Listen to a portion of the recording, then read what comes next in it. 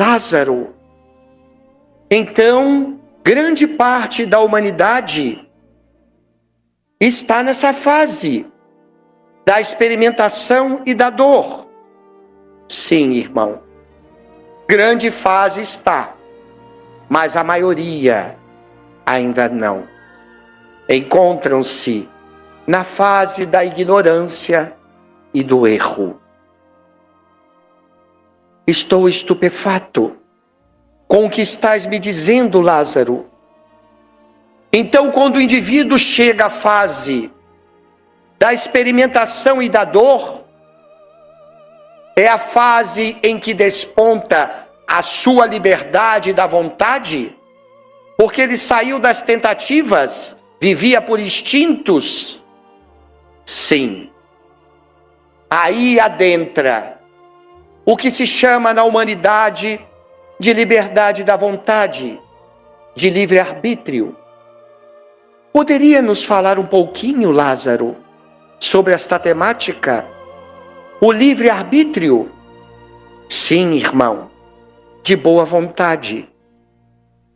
A liberdade humana sempre houve, quando este assunto é debatido, fervorosos adeptos, mas também encontraram-se muitos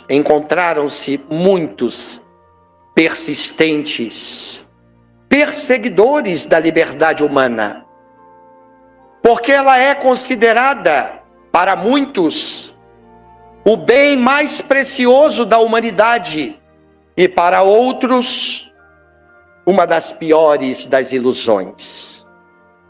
Como então compatibilizar a liberdade da vontade, o livre-arbítrio, com a lei divina, com a natureza, se nós somos apenas uma parte dela? Eis aí uma das maiores questões da vida, da ciência, da religião e da praxe humana.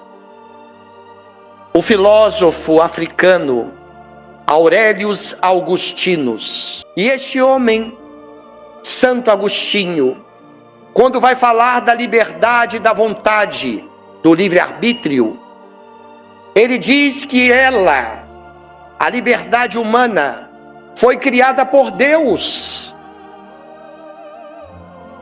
E esta criação, a sua base é a moralidade, que se não for seguida, o indivíduo jamais tornar-se-á feliz.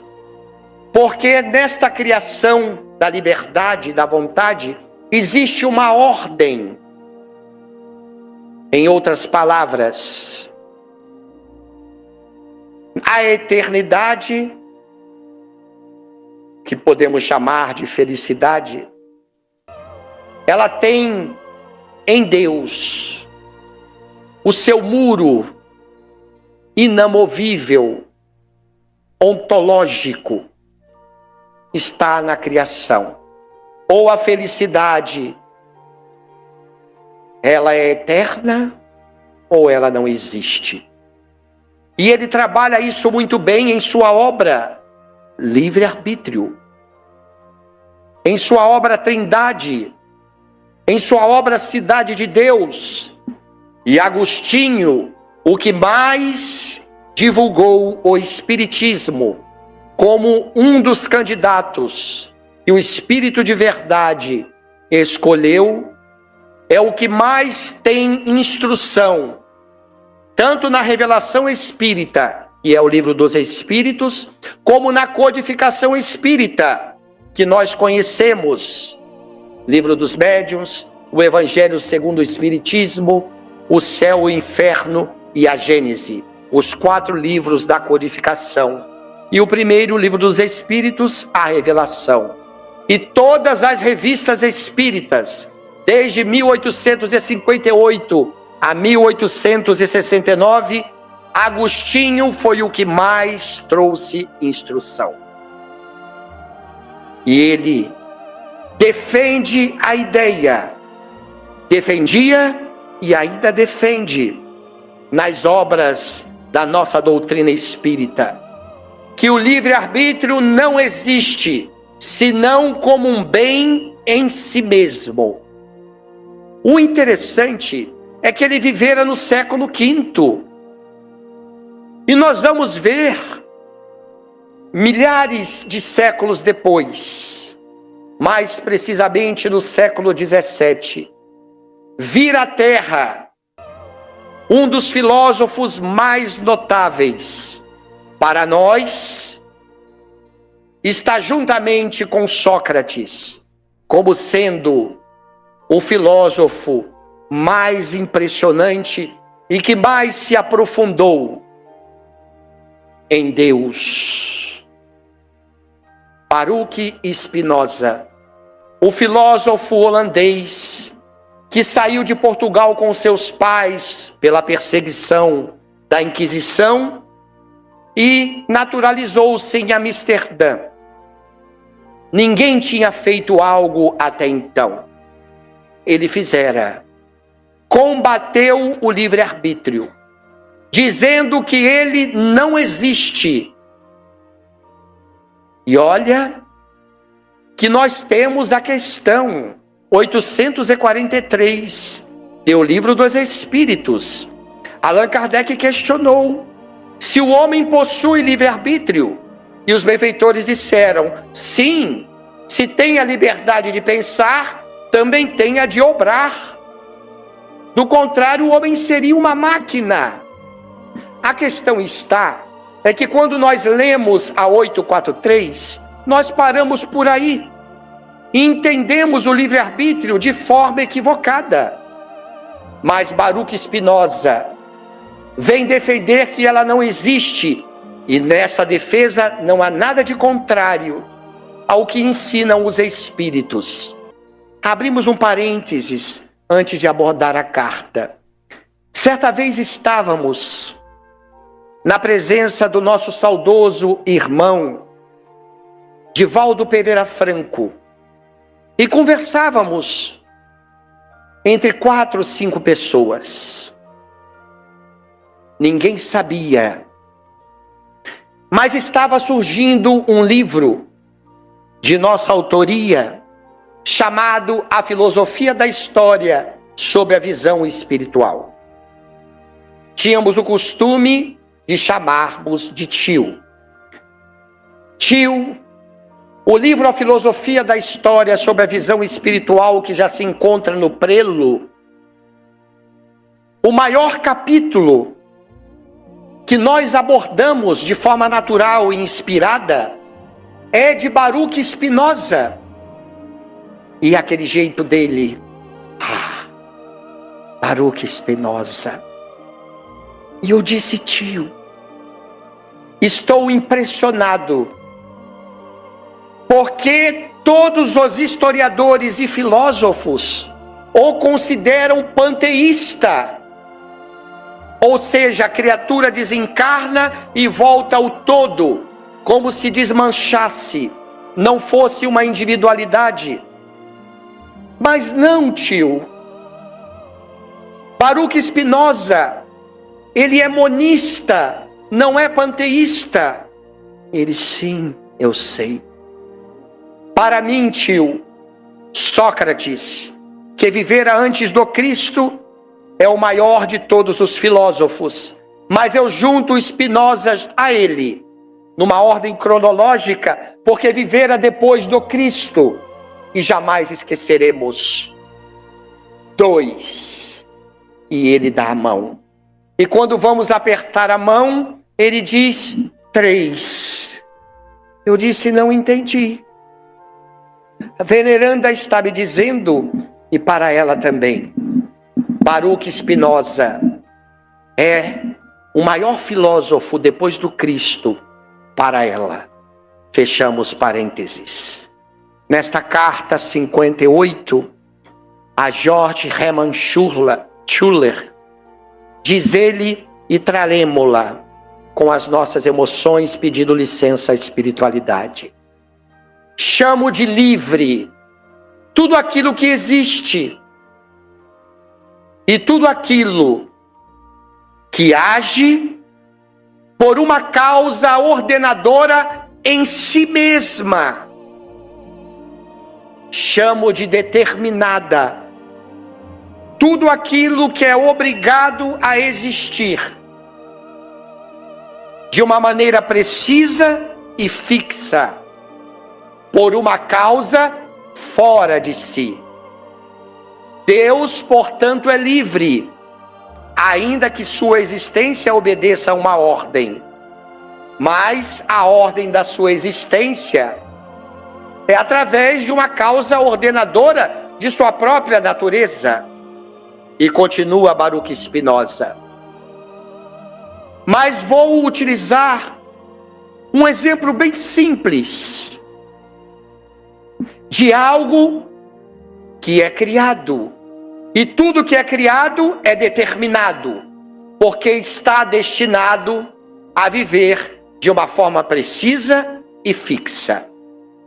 Imaginemos uma pedra, quando recebe um impulso, e ela vai quicando pela água do rio, do lago. A pedra obedece a um impulso externo. A causa é fora dela. E aquele movimento só existe por causa do impacto externo. Schuller, diz Spinoza, imagine assim, tudo na natureza que é determinado, que é criado, do mais simples ao mais complexo, independentemente da sua utilidade, não é livre, porque deve viver de maneira precisa e fixa, sempre com um impulso fora de si. Imagine agora, Schuller, a pedra adquirir consciência. Ela, quando observar-se em movimento, ela vai acreditar que está em movimento porque ela deseja estar. É assim, Schuller, a criatura humana. Somente por ter consciência dos seus desejos, acreditam ter a liberdade da vontade, sem saber verdadeiramente a causa que os motivam a agir. Spinoza está nos dando um recado, que somente por termos consciência de ser algo, por termos consciência de si, de sermos alguma coisa, espíritos, princípios inteligentes do universo estagiando no reino nominal, e por termos consciência que podemos fazer, acreditamos-nos livres de nossas ações, sem compreender que existe uma causa que nos impele a agir e que devemos obedecer sem escolha. Quando nós entendermos isso, iremos compreender o que sua voz, na obra A Grande Síntese, no capítulo 7º, a quem possa interessar, diz: em contrária à lei divina, existe o livre-arbítrio, o homem agindo, mas é uma vontade, é uma liberdade circunscrita, marginalizada, limitada, quando comparada à lei divina. O homem pode agitar-se a seu bel prazer, como dentro de um recinto, mas jamais além dele. É notável essa frase, e quando comparamos-la com Leon Denis, na obra Depois da Morte, no capítulo 40, ele assim vai dizer, e pedimos licença com as nossas emoções.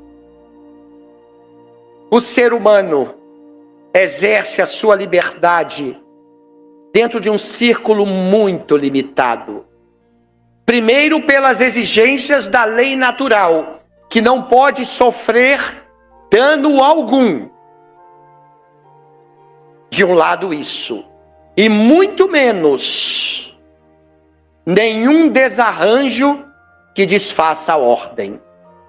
De outro, pela própria criatura humana, nas suas ações ignóbeis, que as existências convidam-nas a refluírem, a fim de que possam, seguindo a ordem, a lei divina, chegarem à sua redenção psíquica. Nenhuma atitude humana pode ser escolho para o andamento da lei divina. Do contrário, teríamos o caos, a perturbação em todos os momentos. Dessa maneira, nós vamos vendo que a nossa liberdade de agir é limitada, é marginalizada, é circunscrita. E isso porque ainda graças à lei de misericórdia e justiça existe o determinismo divino. Poderíamos chamar determinismo divino de um freio que a lei divina coloca para que a criatura, que já ainda acredita infelizmente que pode fazer o que quer, a hora que quer, como quiser, do jeito que melhor lhe aprouver, o determinismo chega, dá um limite e diz: basta, até aqui. Até aqui tu podes ir. E já dissemos, esse determinismo divino só se apresenta pela dor. E ninguém gosta de sofrer. E é por isso que a criatura, neste limite que o determinismo divino coloca, ela para de continuar achando que pode fazer o que quiser, como desejar. O Espírito Emmanuel, através da psicografia de Francisco Cândido Xavier, na obra O Consolador, a quem possa interessar, salvo nos engane, é a questão 132. Ele diz, de uma forma notável, o livre-arbítrio e o determinismo divino coexistem na vida, com V maiúsculo. E eles se entrelaçam nas estradas do destino. O determinismo divino, continua Emmanuel, ele é absoluto, porque ele age nas camadas inferiores, as camadas menos evolutivas do reino hominal. E o livre-arbítrio, ao contrário, ele vai se ampliando nas experiências, levando o divino ao homem que deve encontrá-lo. Percebemos então que quanto mais evoluída intelectualmente e moralmente for a criatura, maior é a sua liberdade da vontade. A expansão da consciência está diretamente ligada à liberdade humana, ao livre-arbítrio.